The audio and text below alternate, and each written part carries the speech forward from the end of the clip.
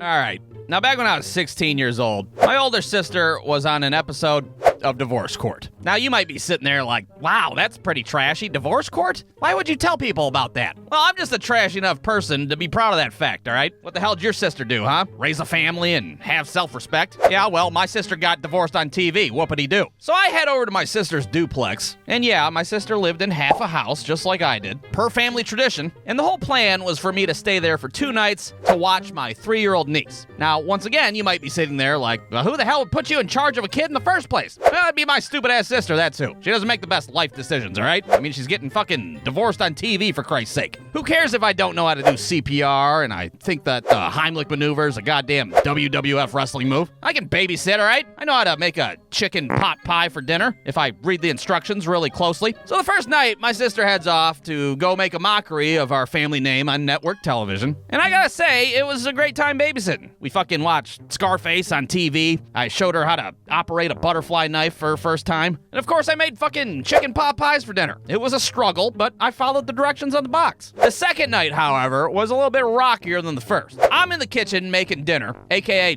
chicken pot pies part 2, and my niece is out in the living room watching TV. All of a sudden, out of nowhere, this big-ass thunderstorm comes rolling in, and it starts to be windier than shit outside. Well, next thing you know, the fucking news comes on the TV, and they're like, "We interrupt this program for a severe weather alert."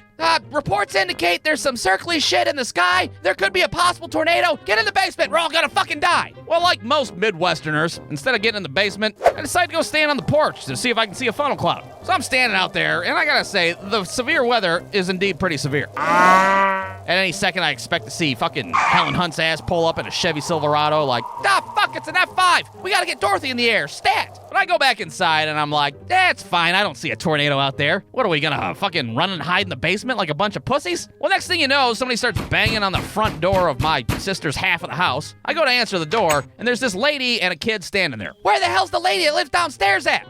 She's getting divorced on TV. Why? Who the hell are you? I'm the lady that lives upstairs. Look, can you watch my kid for 10 minutes? I gotta go pick up my mom. She doesn't have a basement in her house.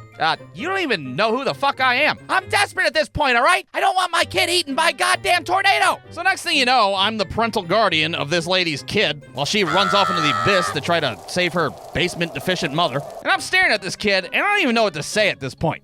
Hey there, how's it going? Have you, ever seen a butterfly knife before? Well, shit decides to get a lot more real when we hear a fucking tornado siren going off in the distance. Oh boy, that can't be good. What do you guys think? You guys want to go run and hide in the basement like a bunch of pussies? I don't know. All right, everybody, field trip in the basement. Here we go. So there we are, me, my niece, and some unnamed child sitting in the dark in the basement. And at this point, I'm just assuming that this kid's mom's probably out there dead in the street, and I'm his fucking future parental guardian for good. I'm sitting there thinking about all the shit that I can remember from the movie Twister, because really, it's the only knowledge I have of tornado safety. All right, everybody, let's take off our belts, and let's tie ourselves to a strong pipe like Bill Paxton did back in 1996. We don't have any belts. God damn it, of course you guys don't have belts. What the hell are they teaching you in school these days, huh? Are you gonna stop, drop, and roll if you catch on fire, or are you just gonna fucking stand there and burn to death? What the fuck? All right, well, we should all be safe as long as we stay in this nice, safe basement, okay? And right after I said that, that's when I realized I got fucking chicken pot pies baking in the oven upstairs. I gotta go up there and get those bitches out before I burn the whole goddamn house down, which would be some shit, I'd have to say. You survive a fucking tornado attack just to die in a fucking house fire? These kids don't know how to stop, drop, and roll. What the hell are they gonna do? Okay, I'm gonna go upstairs and get the pot pies. If I'm not back in 2 minutes, I'm probably dead. And you guys are just gonna have to do some Lord of the Flies shit or something. I don't know. Figure it out. So I go up the stairs, and in my head at this point, I'm thinking a fucking tornado is going right down the street like, "I'm gonna get you, you little chicken pot pie eating son of a bitch." And then there goes the fucking duplex. Bye-bye. But luckily for me, I look out the window, and just like Forrest Gump said in the movie, well, Forrest Gump, and just like that, somebody turned off the rain, and the sun came out.